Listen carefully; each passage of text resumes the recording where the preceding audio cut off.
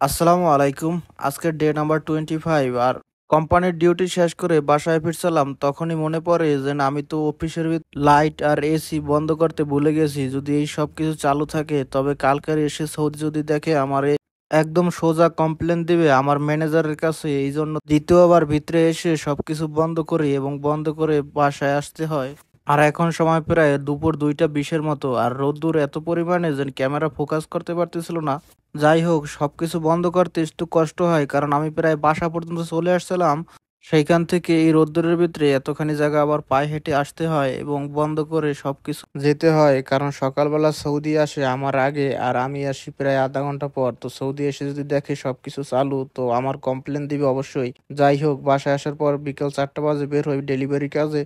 আসার পরে দেখি কাজের অবস্থা খুব খারাপ মার্কেটের ভিতরে। তো প্রায় অনেকক্ষণ সময় অপেক্ষা করি, অপেক্ষা করার পর আবার চলে আসি বাসার পাশে। আমি বলতে পারি না মার্কেটে গেলে কেন জানি অর্ডার কম আসে, কিন্তু আমার বাসার পাশে আসলে আলহামদুলিল্লাহ ভালোই অর্ডার হয়।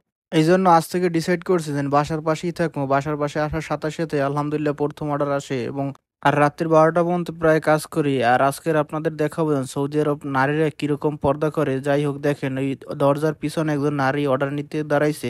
সে শুধুমাত্র দরজাটি ফাঁক করে আমাকে বলে যে ওইখানে রেখে তারপর চলে যাও। সৌদি আরবের এই জিনিসটাই সুন্দর, 100-র ভিতরে 80 জন নারীরাই এমনি করে অর্ডার নেয়।